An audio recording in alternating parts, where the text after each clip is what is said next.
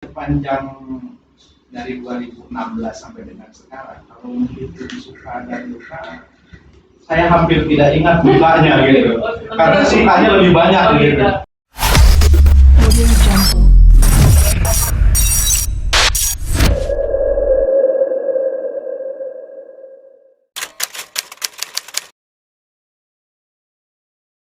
Assalamualaikum warahmatullahi wabarakatuh. Selamat siang, sudah sore di sini. Selamat sore seluruh sahabat Bawaslu Indonesia, khususnya di Kota Tangerang Selatan. Lagi-lagi dengan saya Anggista dalam podcast Bawaslu Kota Tangerang Selatan dari Tangsel untuk Indonesia. Saya sebelum kita mulai podcastnya nggak bosan untuk mengingatkan kalian untuk subscribe channel ini untuk menerima banyak informasi-informasi baru. Terus juga sebelumnya podcast ini juga ada podcast lain yang bisa dilihat dan dapatkan informasinya. Jadi sebelum podcast ini direkam, Bawaslu Kota Tangerang Selatan udah melengkapi nih series podcast bersama Bawaslu Republik Indonesia. Itu udah full lengkap, semua anggota Bawaslu Republik Indonesia pernah jadi tamu podcast Bawaslu Kota Tangerang Selatan. Habis itu ada podcast bersama dengan Bawaslu Provinsi Banten. Walaupun belum lengkap, tapi ada beberapa pimpinan Bawaslu Provinsi Banten yang sudah podcast. Misalnya Pak Samani, Pak Badrul Munir, terus juga yang baru kemarin adalah Pak Didi, Ketua Bawaslu Provinsi Banten. Dan sekarang kita yang alhamdulillah akan melengkapi series terakhirnya, series setelah Provinsi Banten. Jadi yang duluan habis justru series Kota Tangerang Selatan dulu nih, dibandingkan dengan seriesnya Bawaslu Provinsi Banten. Jadi karena kemarin kita udah mengundang Ketua Bawaslu Kota Tangerang Selatan, Pak Ketua Pak Aceh, terus juga ada Pak Slamet, Koordinator Divisi Penanganan Hukum, Humas, dan Informasi, terus juga ada Koordinator Divisi SDM dan Organisasi Koordinator Matahari, terus yang kemarin paling baru itu Koordinator Divisi Penanganan Pelanggaran Pak Jejuli, dan sekarang tentu pasti tinggal sisa nih, tinggal satu-satunya, the one and only. Jadi gak usah lama-lama, kita sambut Pak Satibi. Pak Satibi, koordinator divisi penyelesaian sengketa. Gimana Pak kabar hari ini? Alhamdulillah, kabar hari ini baik sekali. Mudah-mudahan selama dia juga baik. Jadi suasananya lagi memang kita perlu ekstra hati-hati, menjaga kesehatan, menjaga stamina, karena COVID-19 masih berada di sekitar kita. Oke, ya memang salah satu pimpinan Bawaslu Kota Tangerang Selatan yang sering kelihatan juga Pak ini, dia openingnya beda gitu, langsung kesehatan. Kalau yang lain kan masih basa-basi, kalau nggak saya mancing nggak bakal nih ngomong ini nih gitu. Jadi apa rahasianya Pak untuk tetap sehat? Tentu pertama kita harus cukup istirahat. Yang kedua kita juga harus tetap berpikir positif. Yang ketiga kita harus senantiasa menyempatkan waktu untuk berolahraga. Ya, jadi istirahat yang cukup, kemudian berpikir sehat dan berolahraga. Paling tidak itu. Ya. Kalau memungkinkan ya ditambah dengan asupan makanan yang bergizi gitu ya. Kalau olahraga di bawah, olahraga biasanya apa itu? Saya lebih banyak olahraga, kalau nggak treadmill, sepeda. Jadi dalam satu hari itu selalu menyempatkan waktu untuk treadmill minimal 15 menit sampai dengan 45 menit gitu ya. Kalau ada waktu yang cukup ya berolahraga dengan bersepeda. Biasanya hari Sabtu atau hari Minggu. Jadi di pokoknya minimal seminggu sekali apa? Kalau treadmill saya hampir setiap hari. Ya, kalau sepeda antara Sabtu dan Minggu, biasanya di antara satu hari. Jadi setiap hari minimal adalah gerak-gerak dikit di luar aktivitas. Ya, minimal 15 menit lah begitu. Jadi itu bisa contoh. Jadi ada lari kecil supaya badan gerak. Saya sih nggak pernah. Jadi sekalian mengingatkan saya juga ini agar supaya tetap bugar. Jadi karena memang beliau ini salah satu pimpinan yang paling rajin. Kalau misalkan di bawah kan tempatnya orang lewat gitu, maksudnya pasti salah satu yang suka bawa minum, suka bawa hotel. Jadi emang kayak makanan dan minumannya tuh apalagi pas awal pandemi itu bener-bener bawa dari rumah itu. Ya, sebetulnya bukan saya, tapi istri dan anak-anak saya. Jadi kalau saya mau berangkat itu, yang menyiapkan istri, biasanya yang mengingatkan anak-anak. Oh Jadi, gitu. ayah jangan lupa bawa minum, jangan lupa bawa makan. Saya terhitung jarang makan dan minum di luar, gitu ya. Saya kalaupun nggak bawa makan, pasti makannya di kantor, gitu. Nggak makan di restoran atau di mana, gitu. Oke gitu. Jadi udah dari rutinitasnya, dari kegiatan sehari-hari udah ketahuan banget kalau misalkan beliau ini cukup sehat, bugar, seperti yang diingatkan tadi. Oke, Pak, kemarin kan Pak, kita flashback ke pilkada tahun 2020 kemarin kan Pak. Divisi yang memang sebelum kemarin tuh ada beberapa yang memang jarang disebutkan sebenarnya sengketa. Tapi walaupun demikian adalah gimana kita tuh sebenarnya tetap mempersiapkan hal-hal yang memang yang namanya laporan sengketa tuh pasti bakal adanya gitu. Kalau misalkan nanti di Papua Pilkada 2024 otomatis kan operasionalnya juga saat ini dari hari ini juga gitu kan, apalagi kan tahapan tahun depan udah mulai tahapan. Sampai saat ini Pak, penyelesaian sengketa apa yang akan disiapkan dan apa yang sudah disiapkan benar? Tentu yang pertama kita persiapan rencana yang matang. Kita terlebih dahulu memberikan evaluasi dan catatan terhadap apa yang sudah kita lakukan pada penyelenggaraan sebelumnya. Tahun 2020 tentu kita harus evaluasi betul gitu ya, bagaimana dinamika dan yang lain sebagainya, sehingga kita bisa lebih tepat untuk menyusun rencana dan strategi bagaimana menghadapi pemilu serentak 2024 begitu. Karena antara tahapan pemilu dengan tahapan pilkada itu beririsan begitu. Jadi di samping persiapan yang harus matang itu pemahaman dari kita, karena dua event itu kan diselenggarakan dalam waktu yang bersamaan gitu ya. Tentu saja kita di samping mempersiapkan kemampuan kita begitu ya, mengevaluasi kembali apa yang kurang di tahun yang lalu gitu. Dan kalau sengketa sebenarnya dibandingkan dengan kalau melihat data statistik penanganan pelanggaran kan luar biasa banyak begitu ya. Kalau sengketa kan tidak terlalu banyak. Nah, nanti kita juga akan upayakan bagaimana sedini mungkin kita melakukan langkah-langkah pencegahan begitu ya. Kita akan melibatkan semua stakeholder yang ada, terutama stakeholder yang berhubungan langsung dengan penyelenggaraan pilkada, politik, peserta dan yang lain sebagainya gitu, agar semua memahami secara utuh bagaimana sengketa yang dilakukan di Bawaslu Kota Tangerang Selatan begitu ya. Karena banyak sekali hal yang menjadi kendala karena pemahaman di antara kita itu tidak utuh gitu ya. Komunikasi di antara kita juga tidak berjalan dengan baik.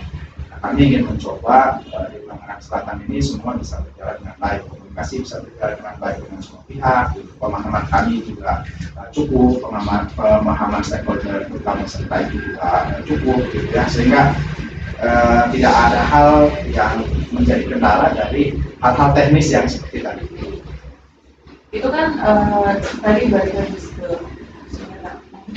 kalau walaupun pun cuma mau sekali juga sih sebelumnya ini sengketa walaupun nggak banyak, tapi panjang prosesnya Pak.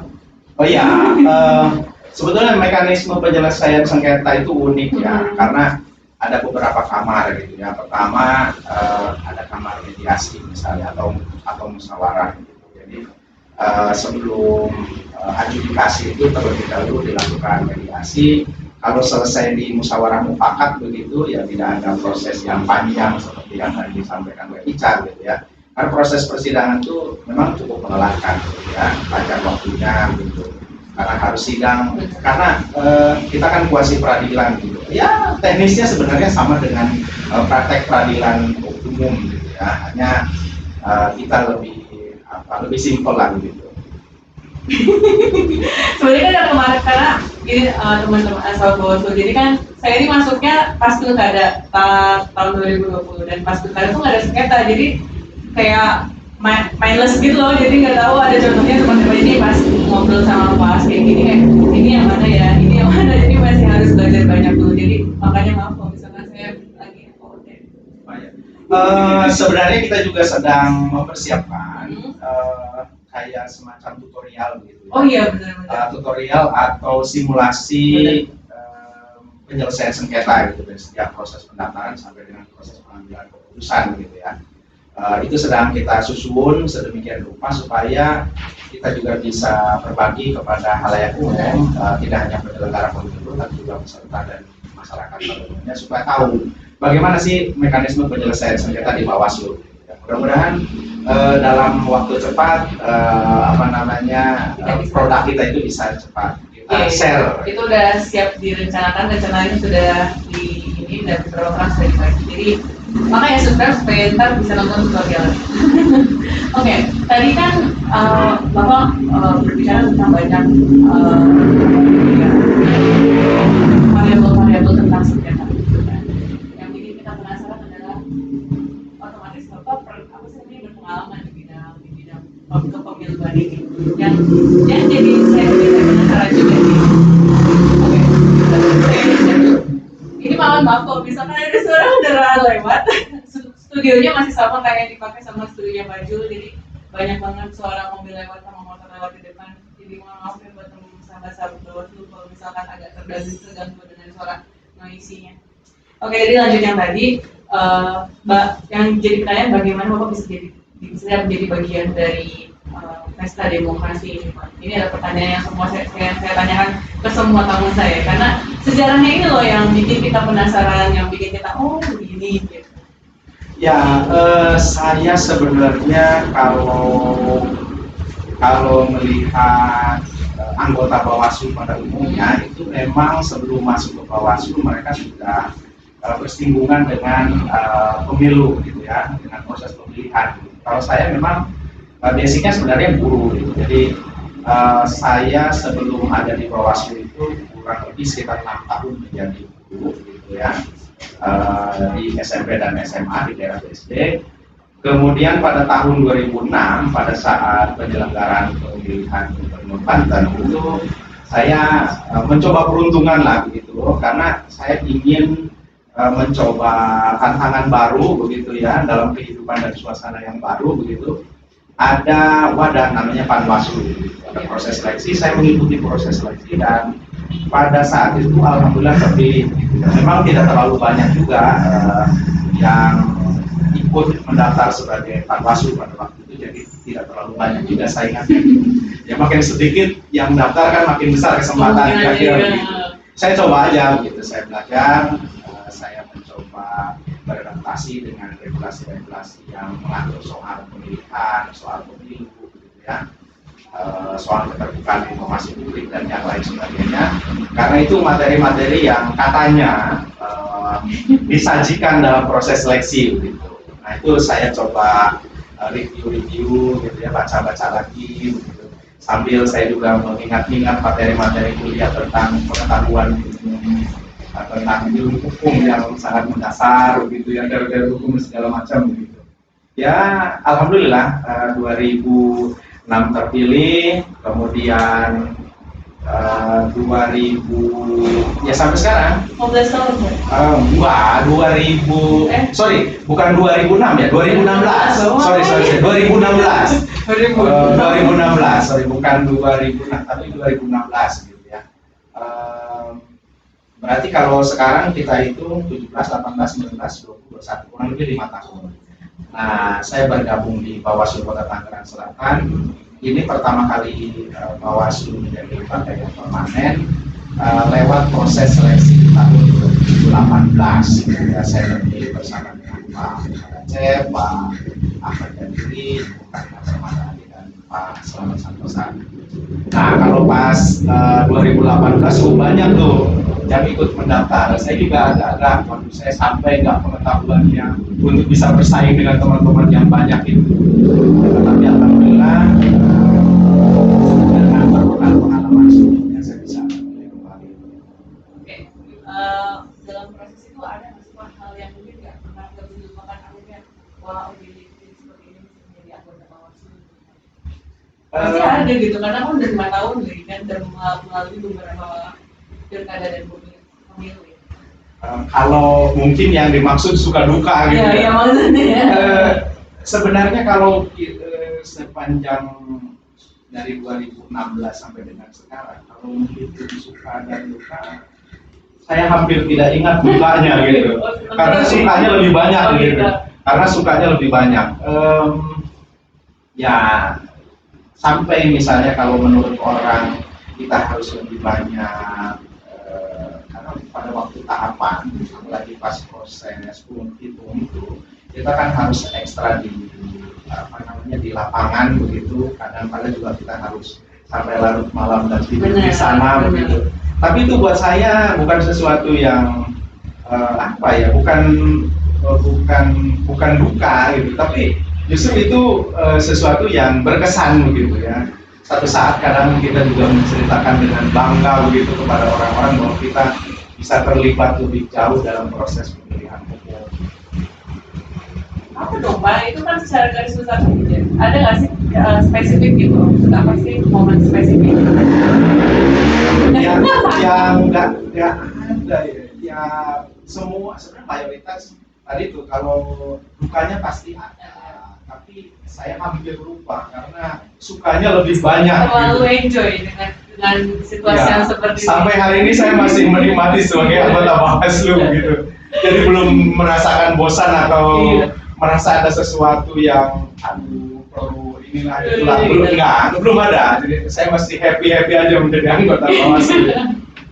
Entah ya sampai diberi kesempatan sampai kapan begitu, tapi sampai saat ini masih merasa senang. Sangat enjoy. Ya sangat menikmati gitu ya. Tapi kan tadi balik lagi, Bapak bilang kalau misalkan kadang pada saat tahapan pada akhirnya terpaksa kadang. Terpaksa sih harus loh, karena itu salah satu tugas pekerjaannya. Kadang harus nginep di kantor atau memang harus di luar lapangan sampai benar-benar itu memang suara selesai. Apalagi pas pemilu tahun 2019 itu kan banyak banget gitu kan beberapa masalah di lapangan. Itu kan otomatis memberikan pengertian kepada orang rumah di luar. Ya. Bagaimana Bapak menyampaikan ke orang rumah kayak, wah ini harus pulang dulu nih gitu. Dan bagaimana supaya nggak curiga gitu kan? Ada satu keadaan di tahun 2009 kalau saya tidak salah. 2009. Jadi sebelum saya di Bawaslu ya. Tahun 2009 itu aktivitas saya itu jauh dari Tangerang Selatan. Pulang itu mungkin 1 minggu, 2 minggu, 3 minggu atau bahkan 1 bulan sekali gitu bertemu dengan anak dan istri gitu ya. Satu waktu itu saya pulang, anak saya itu tidak mau bersalaman. Nah, jawabannya menarik, tapi itu bikin saya kemudian memilih untuk menetap di Tangerang Selatan. Apa jawabannya? Aku nggak mau salaman sama ayah karena ayah nanti juga besok pergi lagi. Nah itu yang kemudian saya mencoba cari alternatif progresif di Tangerang Selatan yang saya bisa gitu ya, supaya saya bisa lebih dekat dengan anak dan istri. Nah ketika kesini menjadi anggota Bawaslu pada saat pencoblosan terutama kalau di selain pencoblosan jarang ya, kecuali kegiatan-kegiatan yang reguler kita misalnya ada kegiatan fintech atau apa baik kita di Tangsel atau di provinsi atau di RI gitu ya. Kalau itu normal dan waktunya juga relatif ini gitu ya. Nah justru saya merasa sesuatu itu ketika kita harus menginap di kantor atau menginap di Panwascam gitu atau di mana begitu ya karena pekerjaan kita di Bawaslu, pas pulang itu pasti disambut dengan sukacita oleh anak-anak. Itu kebahagiaan yang luar biasa. Alhamdulillah sampai saat ini keluarga, istri, anak-anak memahami apa profesi orang tuanya itu suaminya begitu. Karena memang dari dulu ternyata ya pernah ditinggal lagi. Ya, dari dulu memang saya lebih banyak hidup di jalan gitu, dari setiap mahasiswa terutama. Saya lahir dari aktivisme kampus yang ya kehidupannya ya kalau dulu pernah tinggal di asrama ya pulang juga ke asrama karena memang ya di mana saja begitu punya kontrakan begitu, jarang tinggal juga di kontrakan ya karena memang ya sering kemana-mana begitu dan yang lain sebagainya. Saya memang tidak seperti mahasiswa sekarang pada umumnya kumpul pulang. Kita pulang terus kalau sekarang Pak. Oh gitu ya. Nggak kampus. Oh nggak kampus. Oh, jadi emang nggak kaget sebenarnya keluarga kalau misalkan tinggal maksudnya pulang gitu atau memang sehari emang nggak pulang gitu karena sebelumnya emang udah pernah tinggal berminggu-minggu atau sebulan. Enggak. Oh sebulan nggak pernah ya? Sebulan nggak sih? Seminggu lah ya. Kayaknya enggak. Jadi memang itulah. Tapi kalau misalkan bentuk hubungan orang keluarga kayak gimana Pak? Ya, yang pasti saya selalu ketika mengambil pilihan pekerjaan atau pilihan kegiatan itu saya diskusi dengan anak dan istri. Karena buat saya anak-anak dan istri itu merupakan hubungan yang utama. Saya kebetulan masih punya ibu, jadi kalau ada apapun saya selalu berkonsultasi dengan beliau dan alhamdulillah sih dengan pilihan-pilihan yang saya ambil, tentu dengan catatan-catatan yang mereka berikan kepada saya ketika saya mengambil pilihan itu, ya tidak pernah ada apapun gitu, tidak pernah ada masalah, mereka selalu berdiri dengan baik, selalu berdoa gitu ya, dan mungkin karena dukungan dan doa dari mereka itulah kemudian saya bisa menjalani aktivitas ini sedemikian rupa bahagia ya gitu. Kira-kira begitu. Ini emang kalau sebenarnya kalau hal itu komunikasi yang harus rajin gitu. Ya, memang harus komunikasi. Apapun harus terbuka begitu. Tidak boleh warna hitam kita sembunyikan. Gitu ya. Hanya warna putih saja yang kita perlihatkan. Semua warna harus kita kenalkan gitu, supaya bisa mengenal diri kita itu secara utuh. Terus Pak, ini kan saya dari ngelihat dari beberapa profil Bapak kan nggak aktif Tangsel sebenarnya Pak. Oh iya, saya lahir di Pandeglang. Jadi saya lahir di Pandeglang, kemudian tahun 2000 itu saya kuliah di Ciputat, di IAIN, ya sekarang kuliah. Jadi saya masuk IAIN, saya lulusnya di UIN gitu ya. Banyak ya, ada juga, jadi masuk IAIN, lulusnya di UIN. Dari sejak 2000 itulah, dari sejak tahun 2000 sampai sekarang memang saya tidak pernah pulang. Maksudnya tidak, saya memilih menetap di sini gitu ya. Ya sewaktu-waktu saya harus mengunjungi keluarga, orang tua dan lain sebagainya. Tapi saya dari sejak 2000, sejak kuliah memang saya nggak pernah. Kalaupun saya pernah beraktivitas di Serang dan di sekitarnya, tetap saya tempatnya itu di sini gitu. Saya sampai 2006 itu di Ciputat. Nah, mulai 2007 sampai sekarang saya di Ramakarjaya Serpong. Oh, oke. Terus bahkan di sini sebelum di Tangsel dan di sini ya. Oh iya. Jadi benar-benar Tangsel kayak gitu ya, Pak. Saya masih menikmati angkot BSD itu hanya ada sampai jam 5 sore gitu. Setelah jam 5 sore kalau mau ke Ciputat ya harus naik ojek gitu. Atau opsinya kita naik kendaraan itu ke sana ke Muncul, jadi muter lagi lebih jauh. Oh iya benar. Ya, kalau Muncul waktu itu sudah 24 jam. Opsi lain ya kereta. Lebih seru. Ya semua lebih seru lagi lewat sini BSD ke Ciputat itu kan jalur Ciater itu kan pohon bambu semua gitu. Wah itu jalan juga masih satu jalur dan kecil gitu. Itu kalau sudah maghrib itu sepi sekali. Sekarang bagus. Ya sekarang jalan-jalan lebar gitu ya. Sekarang ramai, penerangan jalan juga udah ini 24 jam aktivitas, bahkan tengah malam aja masih bisa macet di Tangerang Selatan ini. Gitu. Ini salah satu saksi Tangsel jadi kota gitu ya Pak ya? Ya, saya juga sempat saya tidak menjadi pelaku begitu ya. Saya bukan aktivis pemekaran Tangerang Selatan, tetapi saya cukup tahu karena orang-orang yang terlibat juga masih bersentuhan dengan saya gitu ya, dan saya tahu lah, cuma saya tidak terlibat secara aktif ikut menggagas gitu ya. Ya waktu itu masih ya dari sejak mahasiswa sih sebetulnya sudah mulai orang ramai kumpul sana kumpul sini merencanakan itu dan sebagainya. Kita tahu tapi kita nggak terlibat di dalamnya karena kita juga bukan siapa-siapa gitu ya, hanya anak muda yang ya mencari peruntungan saja di Tangsel ini begitu. Mau pulang malu begitu kan? Jadi akhirnya di sini lah stay di sini. Ya.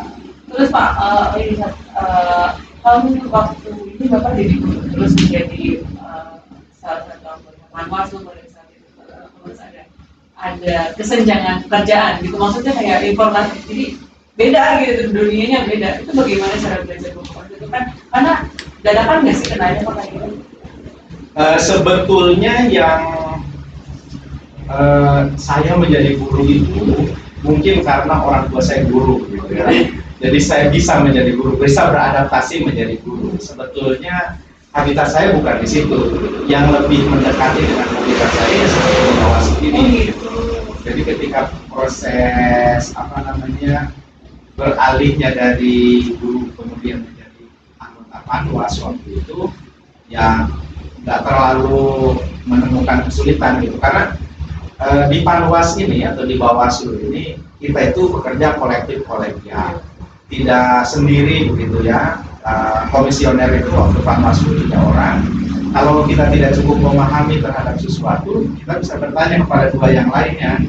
Kita bisa berdiskusi, kita bisa mencari yang terbaik begitu dari sebuah penyelesaian masalah.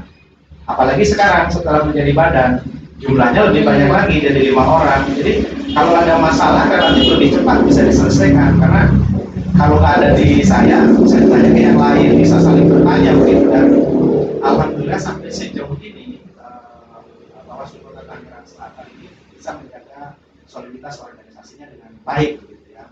Dan relatif kalau ada apapun tugas yang diberikan kepada Tangerang Selatan, karena modal soliditas itu kita bisa lebih cepat menyelesaikannya. Saya jadi banyak ini informasi, karena bahas salah satu pimpinan yang gitu ya. Iya, makanya kayak ini ada nanya apa lagi ya, kayak informasinya nambah lagi banyak lagi, jadi bingung ke depannya. Terus Pak, target ke depan sebagai anggota Bawaslu apa nih Pak? Apalagi kan lagi ini apa sih namanya, tahapan tahun depan bulan Maret udah mulai tahapan. Jadi apa nih yang bakal dibuat oleh Bawaslu Kota Tangerang di divisi penyelesaian sengketa? Saya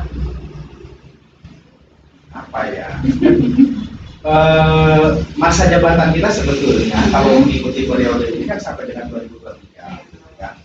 Tapi walau demikian kita akan menyiapkan berbagai langkah-langkah ya strategis bagaimana agar penyelenggaraan pemilu 2004 yang serentak yang pertama kali dilaksanakan ini bisa sesuai dengan apa yang diharapkan ya.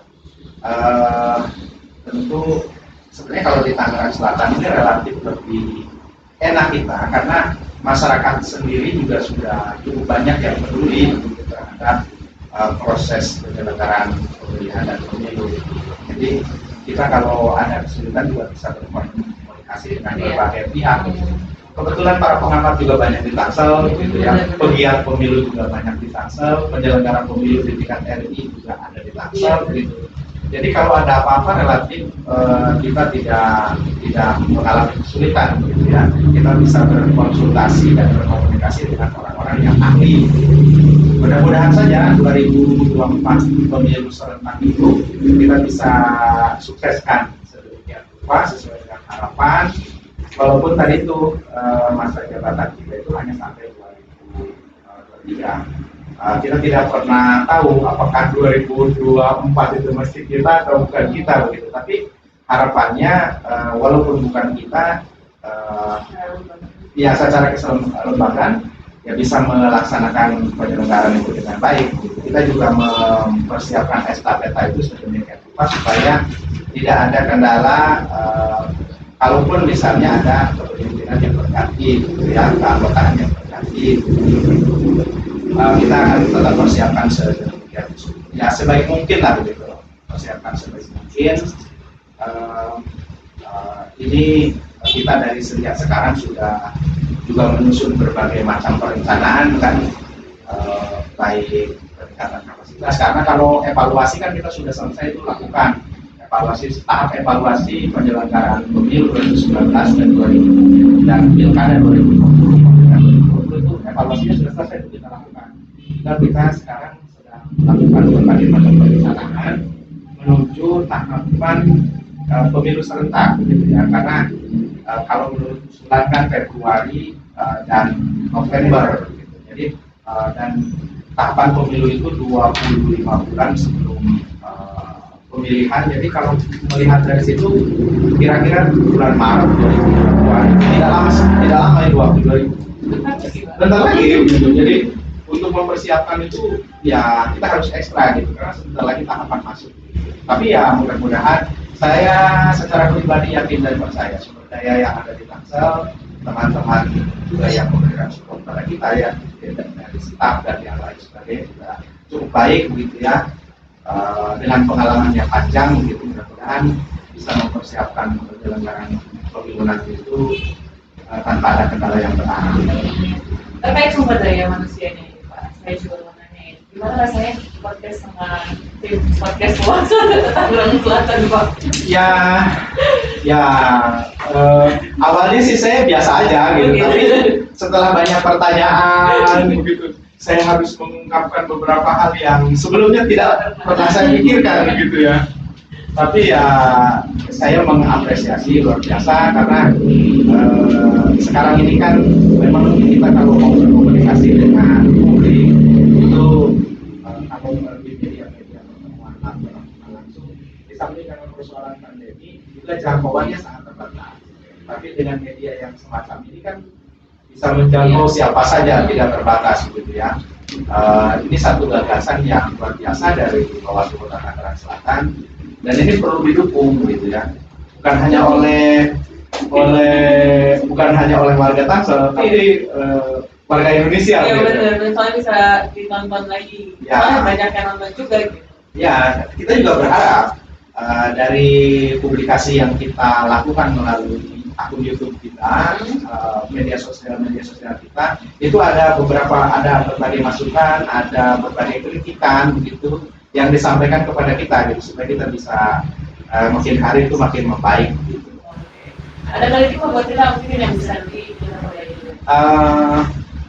Saya kira nggak ada yang perlu dikritisi, tapi yang pasti kita jangan pernah berhenti untuk berupaya menjadi yang terbaik gitu ya. Karena kalau menjadi sempurna itu tidak akan pernah bisa karena kesempurnaan itu hanya milik Allah gitu ya.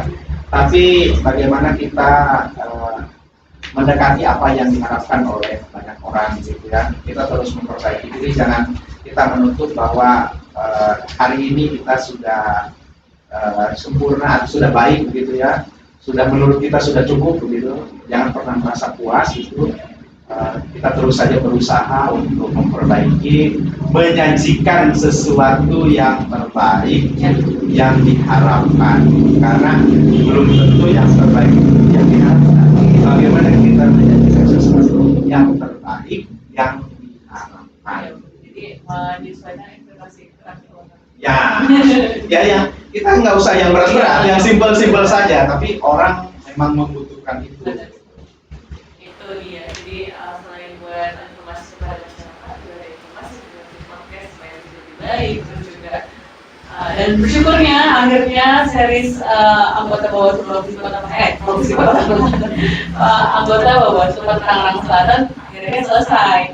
Karena pas tertutup. Jadi mungkin nanti buat sahabat Bawaslu yang mungkin masih penasaran nih apa aja seperti apa sih Pak As atau apa aja sih program bertanya bakal datang lagi tenang aja. Karena kan tahapan ada lagi. Nanti juga bakal datang lagi Pak Ketua atau Budi Kemarin atau Pak As atau Pak Jun atau Mas Ahmad nanti yang menyampaikan informasi terkait tahapan pilkada tahun 2000 tahapan pemilu serentak di tahun 2024 yang mungkin juga masih berada. Oke, sahabat Bawaslu, ini dia podcast saya bersama Pak Sadiki. Banyak banget, saya yakin banyak banget informasi terkait kehidupan pribadi masih ada tadi. Karena saya mulainya itu, kayak nggak ada yang nggak bakal bisa kalian cari selain podcast Tangerang Selatan. Juga tentang terkait penyelesaian sengketa yang mungkin nanti akan dipersiapkan secara matang, terus juga bakal menjadi informasi yang buat kalian, buat sahabat Bawaslu yang mungkin nanti suatu hari yang akan datang akan menjadi apa sih komentarnya? Ya, permohonan sengketa. Permohonan yang berarti apa ya?